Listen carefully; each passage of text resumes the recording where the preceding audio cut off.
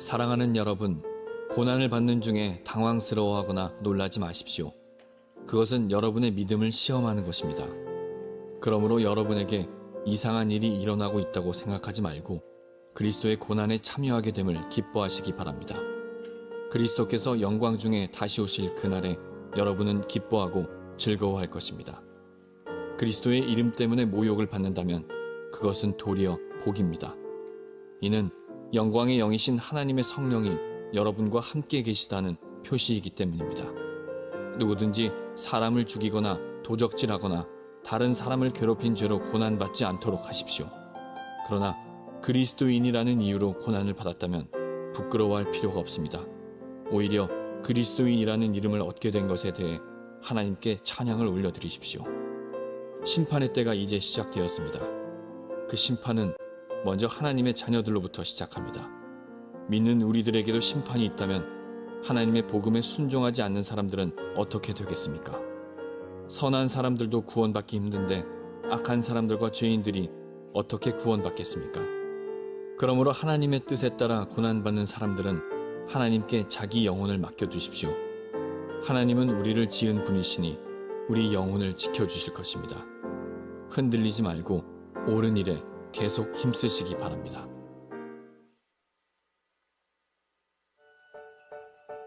(12월 11일) 주일 서울드림교회에서 전해드리는 안내사항입니다. 서울드림교회에 처음 오신 분들을 주님의 이름으로 환영합니다. 새가족 75기 교육이 신년 1월 29일 주일부터 2월 19일 주일까지 예정되어 있습니다.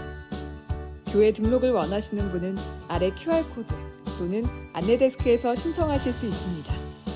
새가족 등록과 교육 일정에 대한 안내도 함께 받으실 수 있습니다. 전화, 문자로도 신청 가능합니다. 매주 토요일 오전 10시 성수동 서울드림비전센터에서 드리던 토요 주일 예배는 연말연시 예배와 신년 특별새벽기도회 일정으로 12월 17일 토요일까지 드리겠습니다.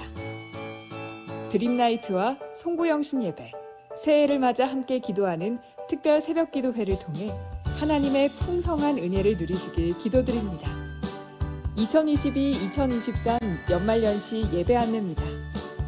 차세대와 함께하는 드림나이트는 12월 24일 토요일 저녁 7시에 상문고등학교 체육관 드림센터에서 진행됩니다.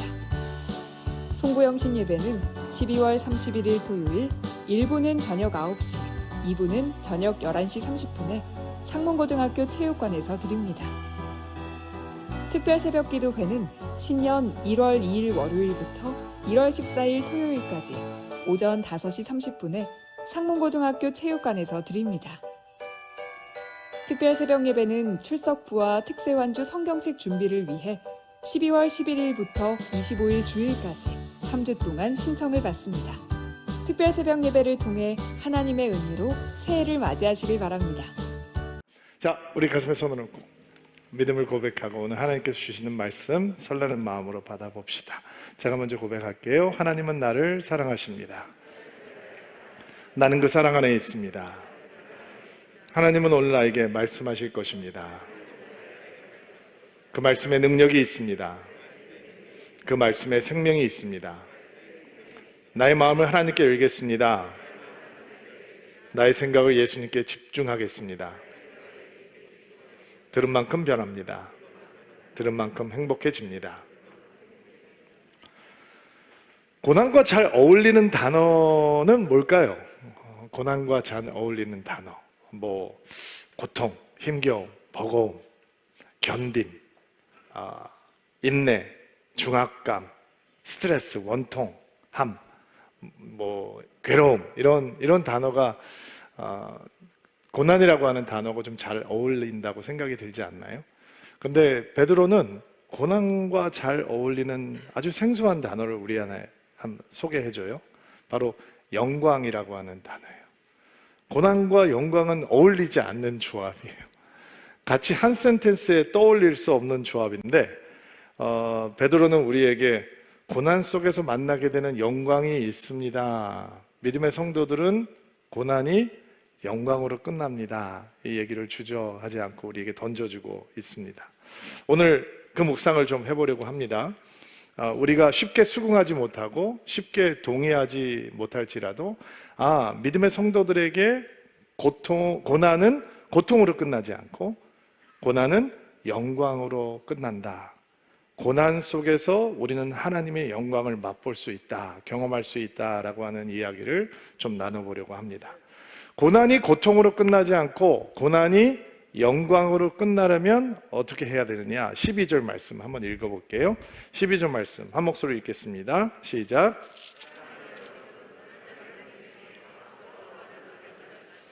그것은 여러분의 믿음을 시험하는 것입니다. 그러므로 여러분에게 이상한 일이 일어나고 있다고 생각하지 말고, 자, 고난이 영광으로 이어지려면 우리 안에 있는 비현실적인 그리고 비신학적인 신앙적 이상주의를 버려야 합니다. 벗어버려야 되는 거예요.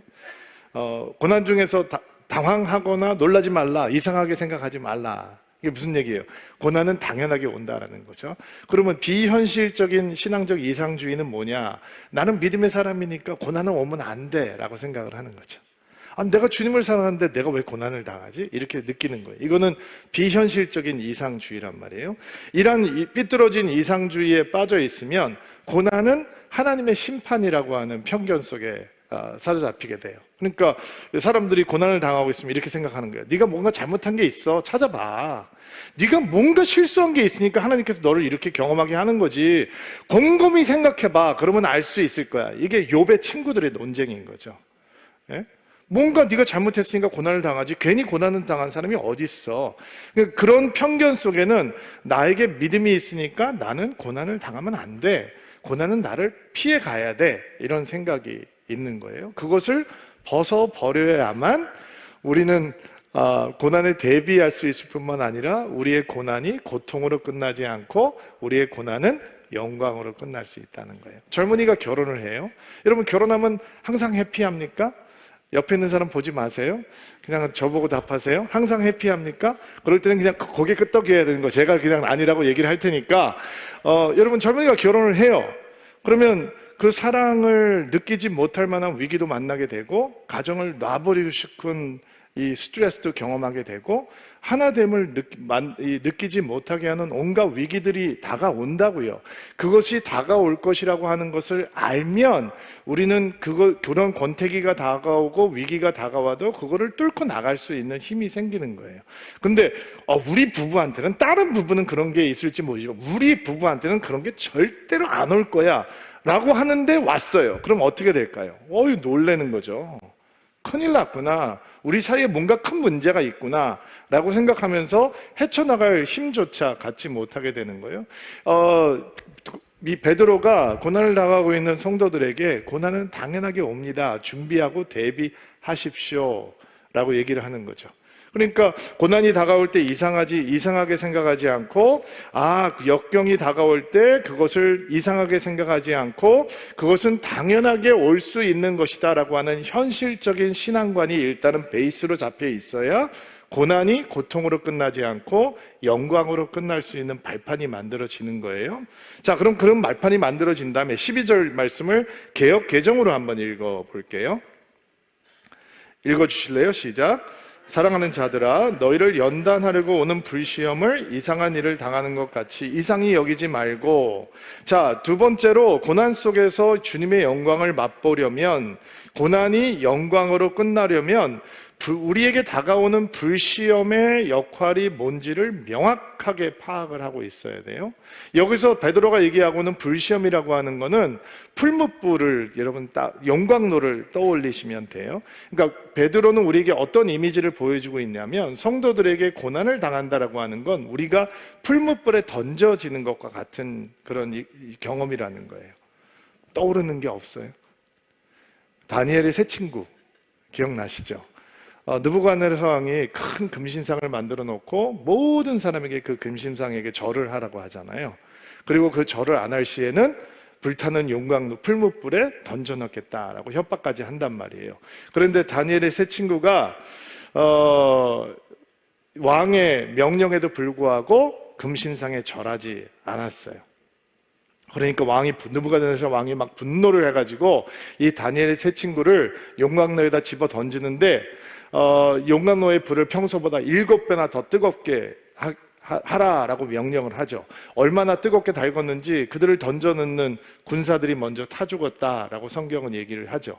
그리고 우리가 주일학교 때 배운 것처럼 그 다니엘 세 친구가 풀무불에 던짐을 당했는데 탔어요, 안 탔어요? 전혀 해를 입지 않았다는 거예요. 다니엘서 3장 24절로 26절 말씀 우리 같이 한번 자막을 통해서 읽어볼게요. 읽겠습니다. 시작. 그때 느부갓네살 왕이 깜짝 놀라 급히 자리에서 일어나면서 보좌관들에게 물었습니다. 우리가 묶어서 용광로 불 속에 던져놓은 사람이 세 사람이 아니더냐? 그들이 대답했습니다. 그렇습니다. 왕이 말했습니다. 보아라, 내가 보기에 네 사람이다. 모두 결박이 풀린 채로 불 가운데로 다니고 있으며 아무런 상처도 없다. 더욱이 네 번째 사람의 모습은 신의 아들 같구나. 느부갓네살 왕이 불타는 용광로 입구로 다가가서 외쳤습니다. 지극히 높으신 하나님의 종 사드락과 메삭과 아벳느고야, 이리로 나오너라. 그러자 사드락과 메삭과 아벳느고가 불 가운데서 나왔습니다. 불 가운데 던져졌지만 불이 그들을 사라지 못했다. 이 이미지를 떠올리셔야 돼요. 그런데 우리가 한 가지 주목해야 되는 사실은, 베드로는 성도들이 그런 불시험 가운데 던져지는 것 자체로 그들의 믿음이 성숙하고 연단된다라고 말하지 않습니다. 당신이 고난을 받고 있군요, 저절로 연단이 될 겁니다, 이렇게 얘기하지 않는다는 거예요. 모든 성도들은 고난을 받잖아요. 어려움을, 역경을 거쳐간단 말이에요. 그러나 모든 사람들이 정금 같은 믿음을 갖지는 않는단 말이에요. 어떤 사람은 그 고난을 통해서 더 견고한 믿음을 갖게 되고, 어떤 사람들은 믿음의 길에서 흐지부지 떨어져 나가는 사람도 있고, 상처만 남는 사람들이 있단 말이에요. 그러면 풀무불에 던져지는 상황 속에서 이 불시험을 만나는 성도들이 정금 같은 믿음을 갖게 되는 연단의 시간을 어떻게 경험할 수 있는 건가? 고난 속에서 하나님을 알아보는 연습을 해야 되는 거예요. 하나님을 알아보고, 하나님을 부르고, 하나님을 붙들고, 믿음을 소중하게 간직하고, 믿음을 버리지 아니하는 연습이 있으면 불시험은 우리에게 연단의 시간이 될 수 있단 말이에요. 우리가 더 강건해지는 시간이 될 수 있다라는 것입니다. 여러분, 느부갓네살 왕이 다니엘의 세 친구를 위협하고 협박하면서 금심상에 절을 하라라고 할 때 그들이 이런 고백을 해요. 17절과 18절 다니엘서 3장 말씀 한번 읽어주세요. 시작. 만약 우리가 용광로 속에 던져진다 하더라도 우리가 섬기는 하나님께서 우리를 불타는 용광로와 왕의 손에서 구해내실 것입니다.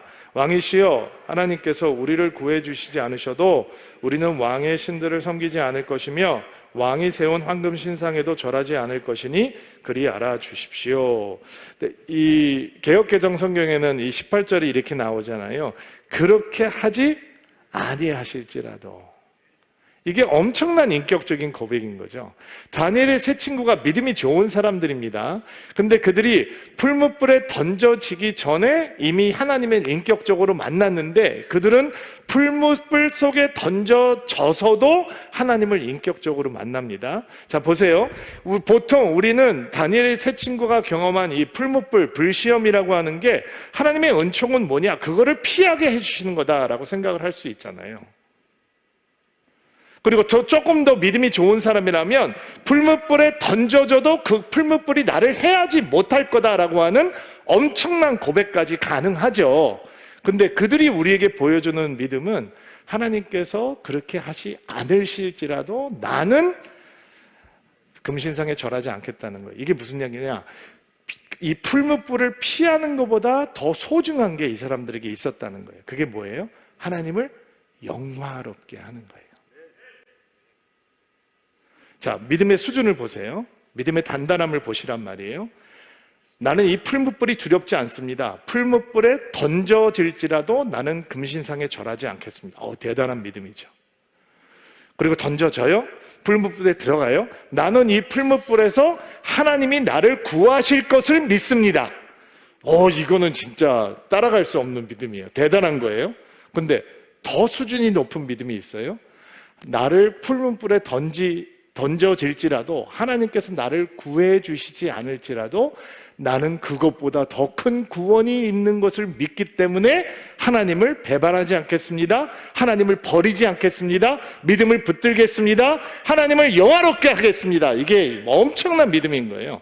이게 하나님을 인격적으로 만나고 있다라고 하는 모습이죠. 그러니까 이 풀무불이라고 하는 엄청난 고난이 다니엘의 세 친구에는 좋았던 믿음을 더 좋게, 뜨거웠던 믿음을 더 뜨겁게, 풀무불이 뜨겁지 않게 느껴질 만큼 더 뜨거운 믿음으로 만들어 놓는다라는 거예요. 여러분이 금강석이에요. 아멘을 안 하시네?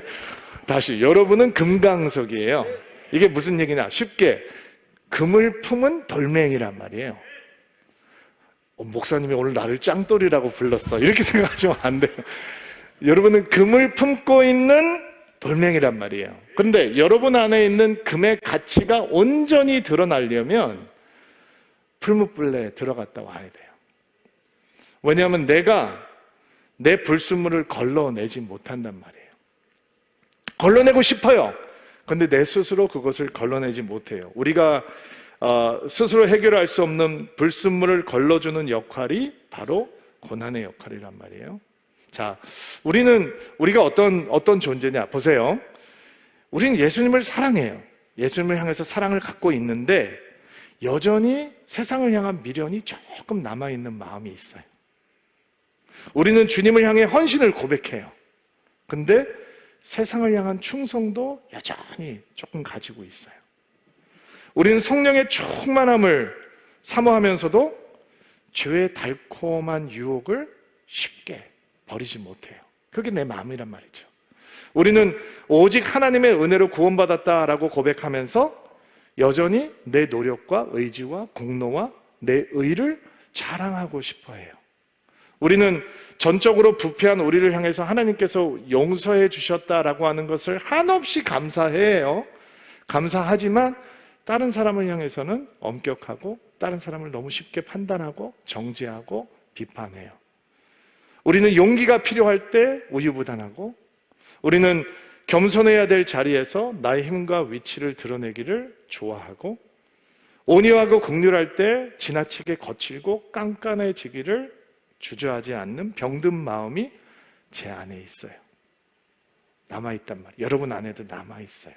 근데 그거를 내 스스로 걸러내지 못한단 말이에요. 근데 고난이 그것을 걸러주는 거예요. 내가 믿음이라고 하는 보배로운 정금을 품고 있는 돌멩인데 예수께서 하나님의 은혜가 우리를 고난을 통과하며 하면서 연단 통해 우리에게 정제되고 정금 같은 믿음을 허락해 주시는 거예요. 고난이 고통으로 끝나지 않고 고난이 영광으로 끝나려면 그 풀무불의 역할을 제대로 이해하고 계셔야 돼요. 13절과 14절 말씀 볼게요. 13절과 14절 말씀 읽어주세요. 시작. 그리스도의 고난에 참여하게 됨을 기뻐하기 바랍니다. 그리스도께서 영광 중에 다시 오실 그날에 여러분은 기뻐하고 즐거워할 것입니다. 그리스도의 이름 때문에 모욕을 받는다면 도리어 복입니다. 이는 영광의 영이신 하나님의 성령이 여러분과 함께. 아멘. 자, 고난이 고통으로 끝나지 않고 영광으로 끝나려면, 고난을 통해서 주님의 영광을 경험하려면 다른 기쁨이 있다라고 하는 것을 배워야 해요. 다른 종류의 기쁨이 있다. 보통 우리는 기쁨을 어떻게 이해하냐면 해피 필링이잖아요. 행복한 느낌. 근데 다른 종류의 기쁨이 있다라고 배우셔야 돼요. 고난 중에 있는 성도들에게 기뻐하라. 이거 참 힘든 얘기인데, 그렇죠? 지금 베드로의 편지를 받고 있는 사람들은 예수를 믿기 때문에 로마 제국에서 핍박을 당하는 사람들이잖아요.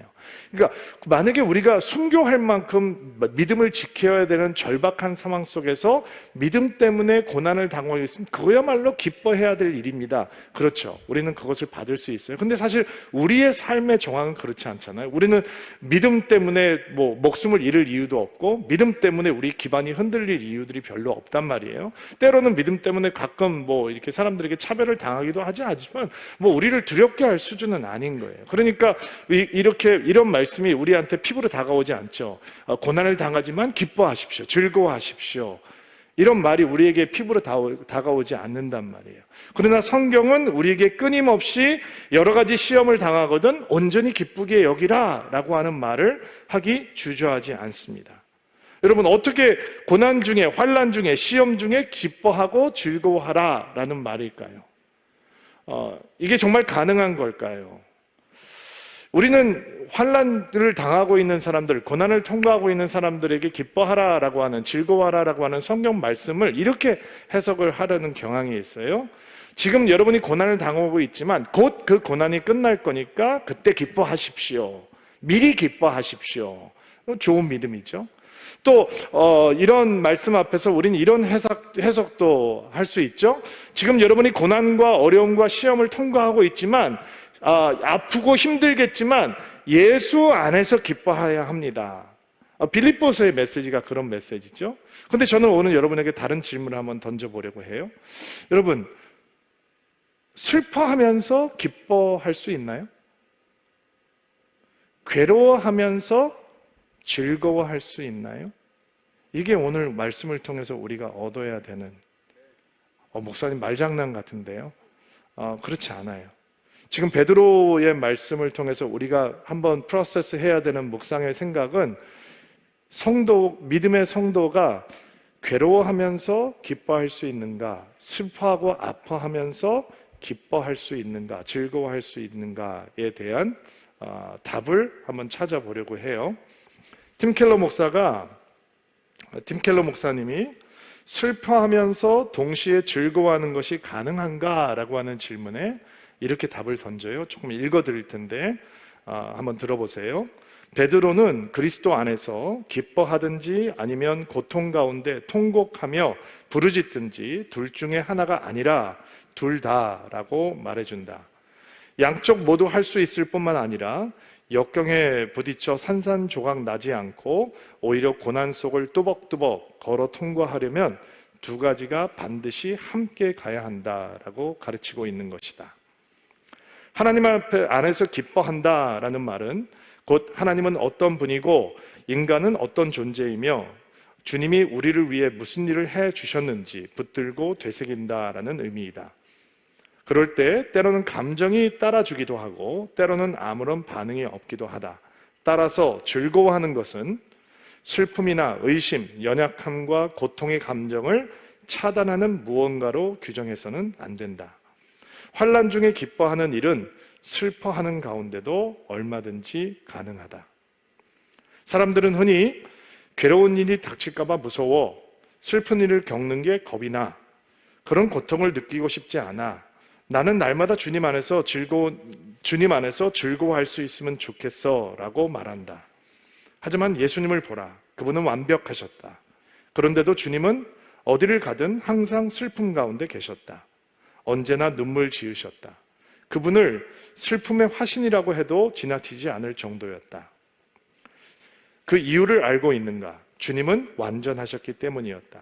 자신에게 철저하게 몰입하지 않아야 비로소 세상의 슬픔을 느낄 수 있는 것이다. 그러므로 크리스찬이 실제 소유한 감정은 슬픔 가운데 솟아나는 주님의 기쁨, 바로 그것이다. 그러면 믿음의 기능은 고난 중에 고통을 느끼지 못하게 하는 진통제가 아니란 말이에요. 이 아픔과 슬픔을 느끼지 못하도록 감각을 마비시켜 주는 게 하나님의 은혜가 아니란 말이에요. 믿음의 성도들이 고난을 통과하고 아픔을 겪으면서 괴로움과 아픔과 슬픔을 느낄 수 있지만 그것을 초월하게 해주는 하나님의 기쁨을 맛볼 수 있다라는 거예요. 그게 어떻게 가능하냐? 아까도 강조했지만 다시 강조하는데 고난 속에서 하나님을 알아보는, 하나님을 찾아내는 믿음의 능력이 필요한 거예요. 자, 이사야서 43장 2절로 3절 말씀 같이 한번 읽을게요. 읽어주세요. 시작. 내가 너와 함께 할 것이라 강을 건널 때에 물이 너를 침몰치 못할 것이며 내가 불 가운데로 지날 때 타지도 아니할 것이요 불꽃이 너를 사르지도 못하리니 대준 나는 여호와 내 하나님이요 이스라엘의 거룩하니요 내 구원자임이라. 거기까지 읽을게요. 우리가 불시험 가운데 던져졌을 때 우리와 함께 하시는 하나님을 향해 눈을 열어야 되는 거죠.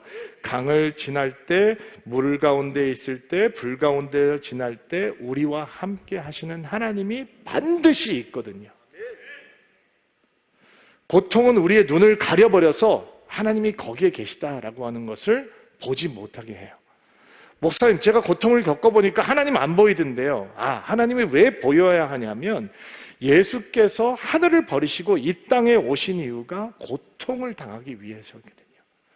예수님은 하늘의 보좌를 버리시고 십자가를 선택하시잖아요. 하늘의 영광을 버리시고 마국간으로 오시잖아요. 하나님됨을 포기하시고 육신을 입고 오시잖아요. 육신의 삶은 고통이 가득한 삶이란 말이에요. 고난이 가득한 곳이란 말이에요. 예수께서 이 땅에 오시는 이유는 고난 속으로 들어가시기 위해요. 고통 속으로 들어가시기 위한 거예요. 그러니까 물 가운데로 지날 때, 강 가운데로 지날 때, 불 가운데로 지날 때 여러분의 믿음의 눈을 뜨면 누가 보이느냐? 예수가 보여야 되는 거예요. 그 예수가 보이면 슬픔이 느껴지고 아픔이 느껴져도 그 예수 때문에 얻는 소망으로 인해서 그 슬픔과 아픔을 이길 수 있는 기쁨을 얻게 되는 것이죠. 이게 다른 종류의 기쁨이에요. 상황의 호전으로 느끼는 기쁨이 아니라 예수 때문에, 예수가 우리와 함께 계시기 때문에 누릴 수 있는 기쁨. 그 기쁨을 붙들어야 우리의 고난이 고통으로 끝나지 않고 영광으로 끝날 수 있는 것입니다. 14절 말씀을 다시 한번 읽을게요. 14절 말씀 다시 한번 한 목소리 읽겠습니다. 시작. 그리스도 예 때문에 모욕을 받는다면 그것은 도리어 복입니다. 이는 영광의 영이신 하나님의 성령이 여러분과 함께 계시다고 하는 표시이기 때문입니다. 불시험이 하나님의 영광으로 가득한 자리가 되려면 우리는 성령의 새로운 은혜를 경험해야 합니다.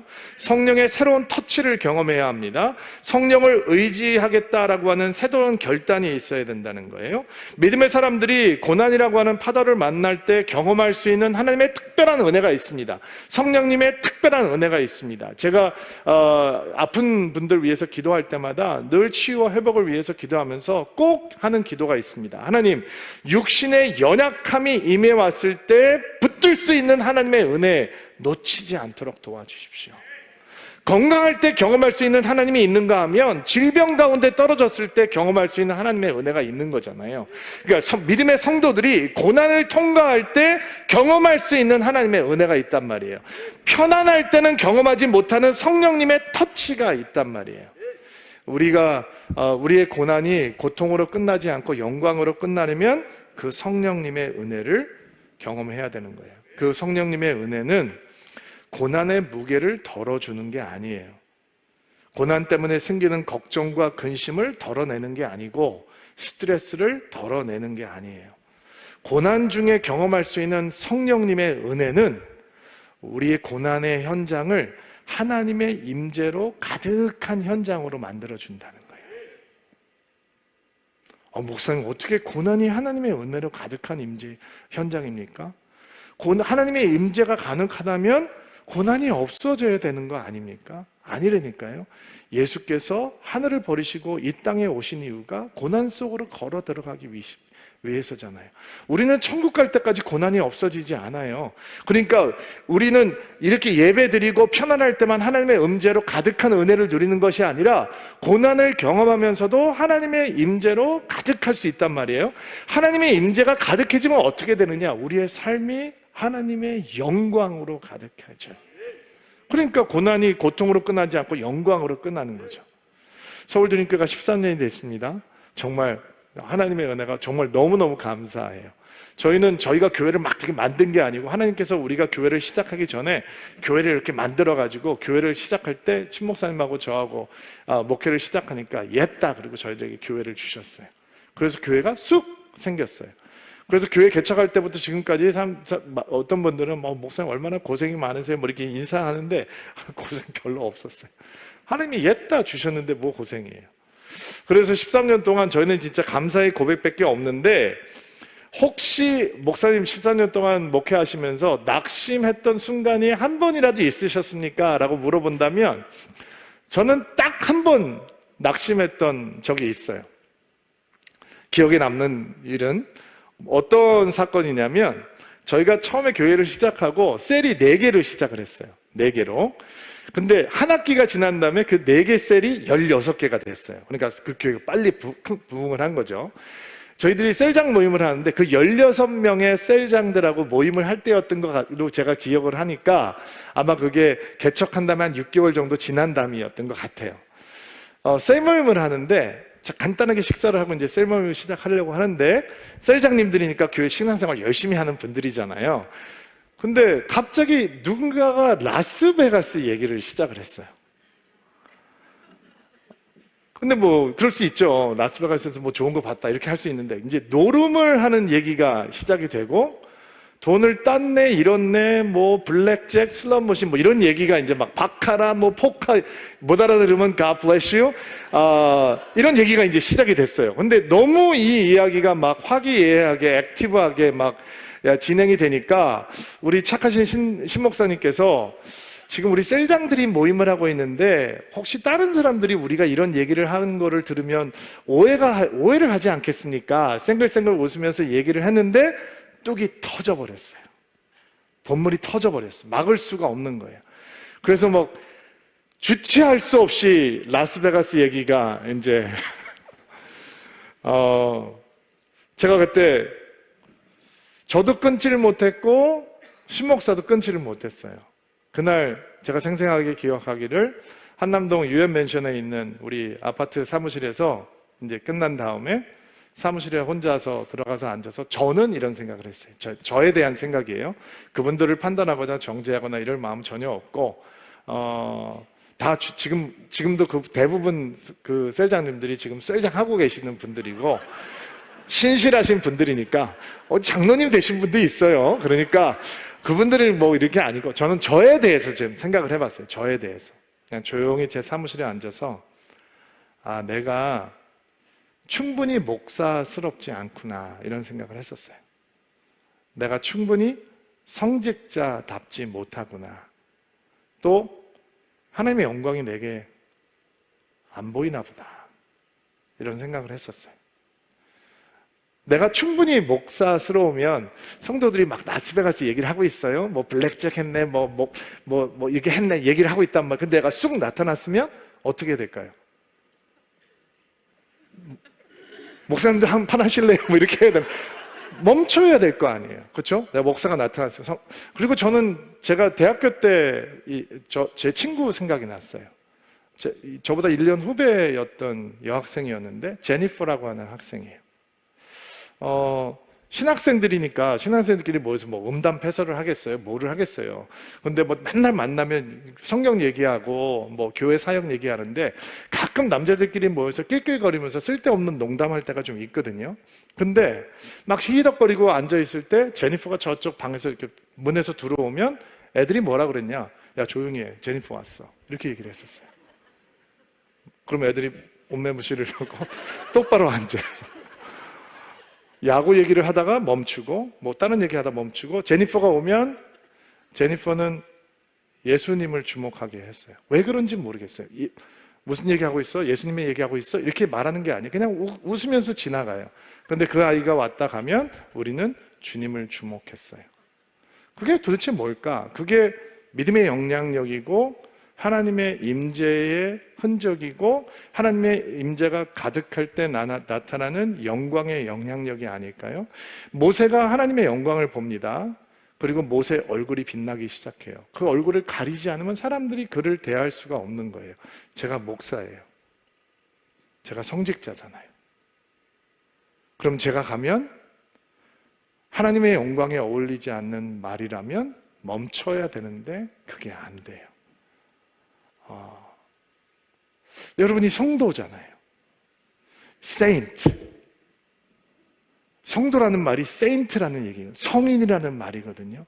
그런데 우리가 가도 사람들이 하던 말들을 멈추지 않고 하던 행동들을 멈추지 않아요. 너도 같이 하자라고 초청을 해요. 이게 왜 그럴까? 우리 안에 하나님의 임재가 가득할 때 오는 영광의 흔적이 부족하기 때문이죠. 근데 그 영광의 흔적이 언제 회복되기 시작하느냐? 고난을 통과하면 성령의 새로운 터치가 있기 시작해요.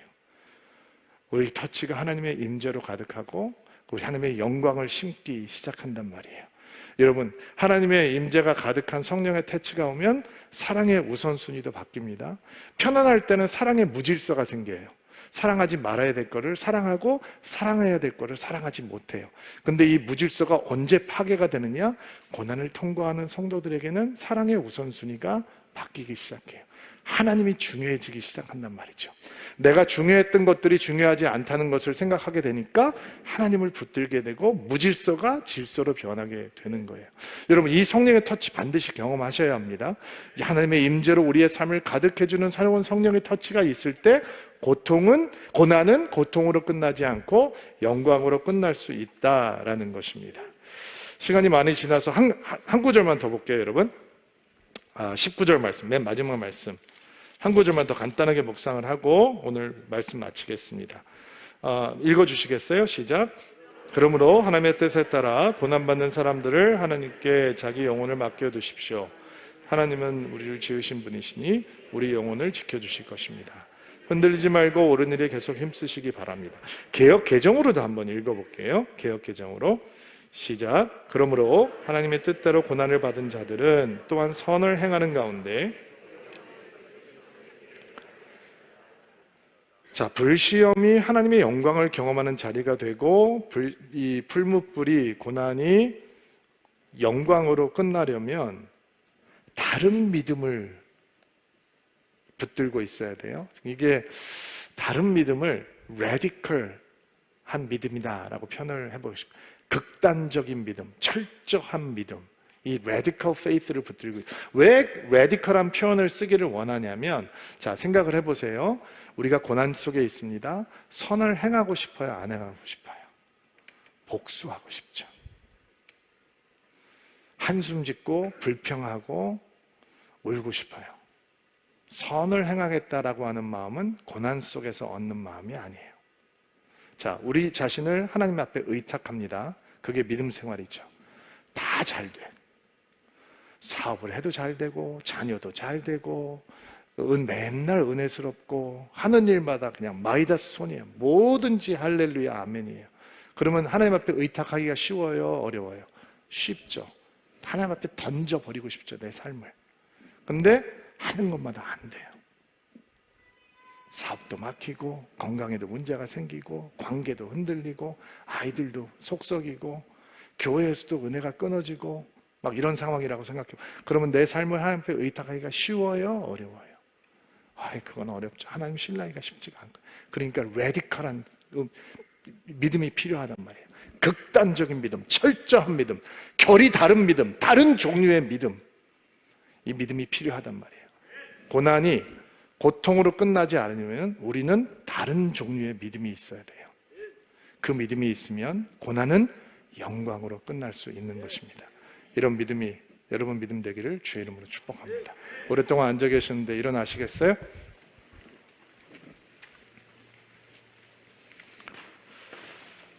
자, 가슴에 손을 얹고 안수하시고요. 여러분을 위해서 축복하고 기도하겠습니다. 하나님, 우리의 고난이 고통으로 끝나지 않도록 은총을 베풀어 주십시오. 때때로 만나게 되는 고난이 주의 영광으로 이어질 수 있도록 도와주십시오. 사랑하는 성도들이 고난 속에서 믿음이 무너지지 않도록 하나님께서 은혜를 베풀어 주시고, 불시험을 통과하면서 하나님을 알아볼 수 있는 은혜를 허락하여 주옵소서. 고난 속에 예수님이 보일 때 우리는 다른 기쁨을 맛볼 수 있습니다. 오직 믿음으로만 붙들 수 있는, 예수님이 보여야지만 붙들 수 있는 기쁨을 배우게 하시고, 고난 속에서 성령을 의지함으로 하나님의 임재가 가득한 삶, 하나님의 영광이 가득한 삶을 누리게 하옵소서. 고난 속에서 레디컬한 믿음을 갖기를 원합니다. 선을 행하기를 멈추지 아니하고, 고난 속에서도 우리의 삶을 하나님 앞에 드리며 헌신하며 의탁할 수 있는 진짜 믿음의 삶을 살기를 원합니다. 하나님, 우리에게 은총을 베풀어 주시고 우리의 고난이 영광으로 이어질 수 있도록 도와주옵소서. 예수님의 이름으로 기도하옵나이다. 아멘.